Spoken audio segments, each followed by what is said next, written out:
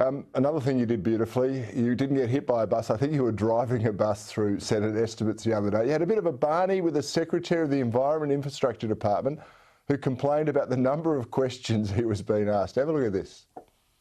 How many people work in your department? Just under 2,000. Under 2,000? Yeah. So you've been asked 400 questions. That's one question per 5 staff, and what, you've got 20 days to answer it?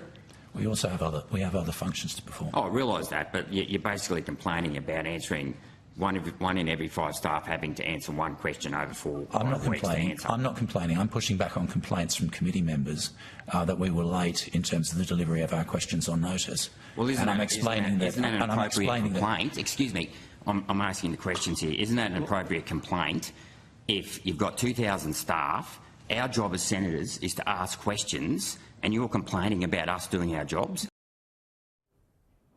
Jared, later on, we found out 100 of those 2,000 pen pushers are on more than 200 grand a year, and they still couldn't answer the questions in a timely manner. This is crazy, isn't it?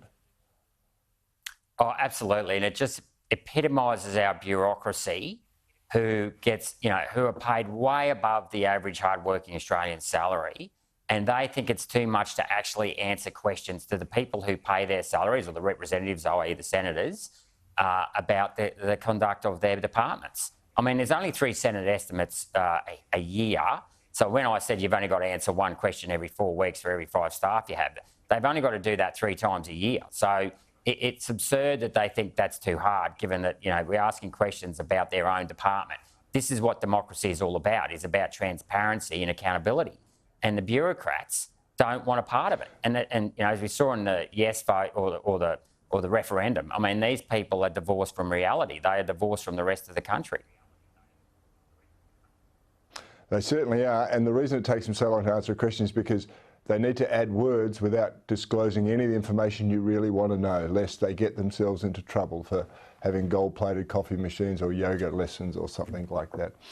Senator Jared Rennick, you are a voice of reason and common sense. So thanks so much for joining me on Bernardi, and you keep up the great work in Parliament.